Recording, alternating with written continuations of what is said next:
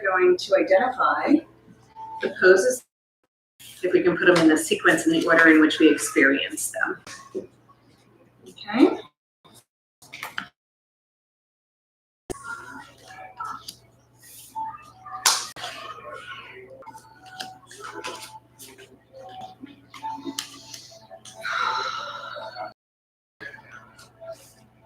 It's always fun to see if you can figure out a nice sequence with them. And if it doesn't work out, 52. Some positions, so we're going to go over the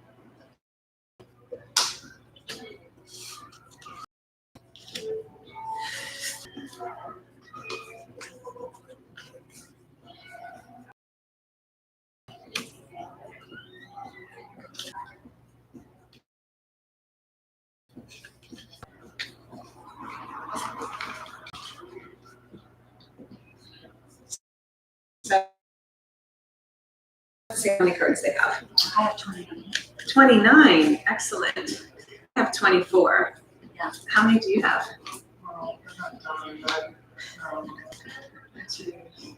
I'm going to ask the person around, and we're just going to start. And I think, how about recline twist? Yes. Relations number 1? Hang on. Hang on. Just so. Number 2, who has plank? Me. Awesome. Who has up dog? Me. Awesome. Up dog? Yes, upside down. Links. Me. Yay. Awesome.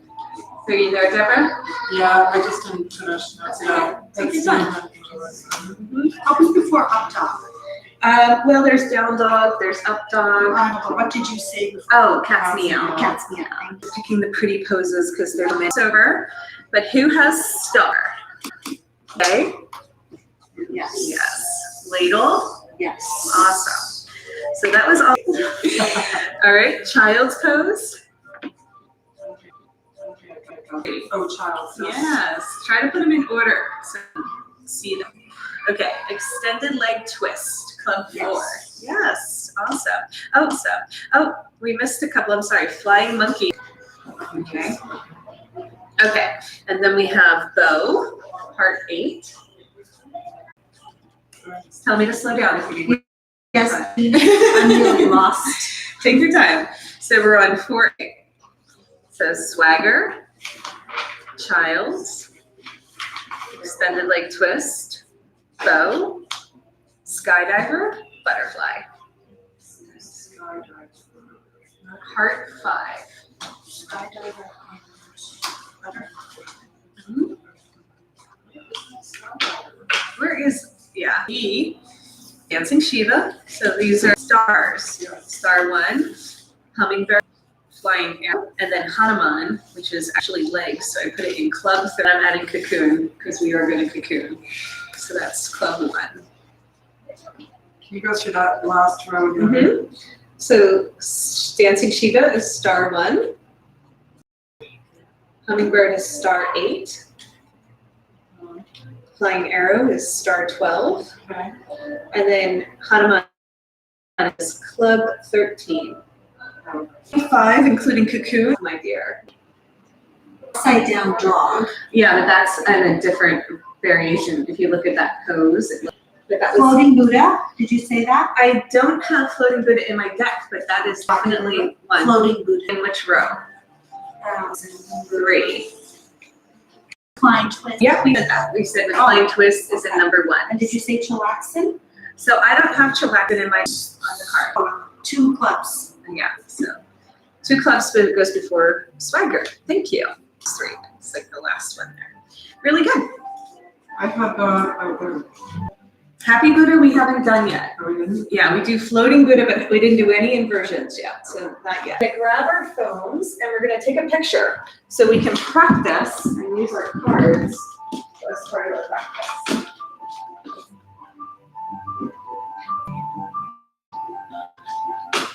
Isn't that fun? So lay them out in a way that makes sense for you. And that was the order of the movements that it should be, right? I said them in a pretty good order. Would you mind saying them again, please? All of them? Yeah. Okay. Please. So number 1. Is soon. And then Weeping Willow. 3. Number 3. Right. Floating Buddha. That's right. Floating Buddha pigeon. Well, it's a club. What is Floating Buddha? What's the number? 8 club. It's the 8 of clubs. Should be in there. If you have a new deck, it's in there. So then star. Well, actually, we can do pigeon, side tree, and then we'll put star next to namaste, and then ladle. So those are in that order. Pigeon, floating Buddha, pigeon, side tree. Star. Namaste, ladle, and then I put flying monkey at the end. Good. And then we have chillaxin, 4 is chillaxin. swagger. Yep. We can do extended leg twist, child's, and then we would actually use the same cards and we could do star, namaste, ladle, bow, right? So we could borrow those cards for this row too. So the same sequence for both 3.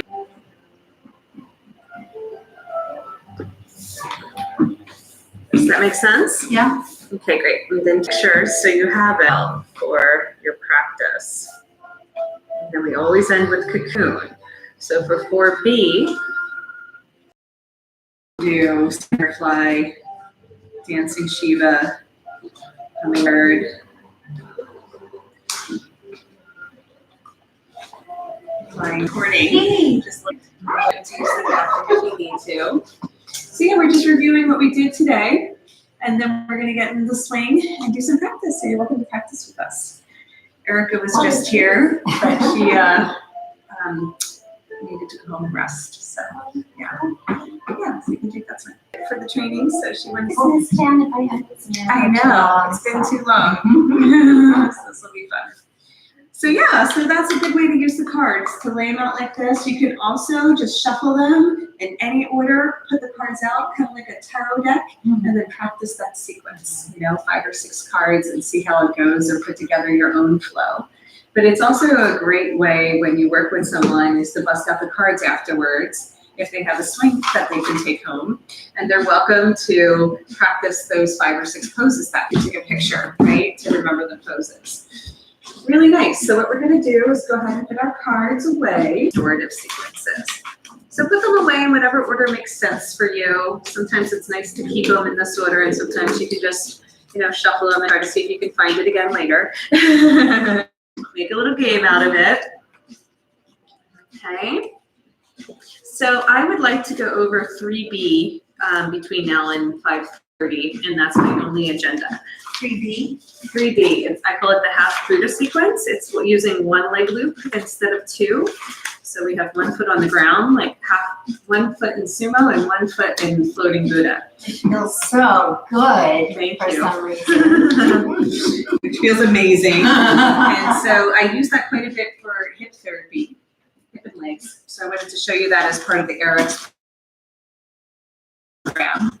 And then we have pretty much the rest of the day to review 1 through 4 and go over restorative. And so we can talk about what we would like to see again or what we'd like to experience again. And what's so great about having this kind of private setting is I'm pretty much on a mission and have an agenda to get through all of the material. So I have to kind of stay pretty close to my plan. But since we have so much open free time, why don't we go ahead and have a discussion about what you'd like to experience or what you want to during this next hour and 15 minutes. We will get into a 15-minute cocooning and get a nice long shavasana. So let's just say we have an hour from 4:15 to 5:15, and then we will take a break and reset before 5:45 and finish up with the restorative. So just FYI, I'm just going to point out what I mean by restorative. We have added quite a bit to the manual over the years. And so, yes, good. So on page 195 is the restorative we're going to do today. And I like to get it done on day 1. Sometimes I'll save it for day 2. But if we get it done on day 1, it's going to give us more time for day 2. going to go over yoga translations 5 through 10, which means we have 5 instead of 4, right? So we're going to do a little extra tomorrow. And so I do that because there's certain things we're going to use in Eric's program on Sunday that we don't necessarily use in the AYP, like advanced training. So I'm blending it. So page 195 is what we're going to do for the rest of the afternoon. So it says, if you look on page 2,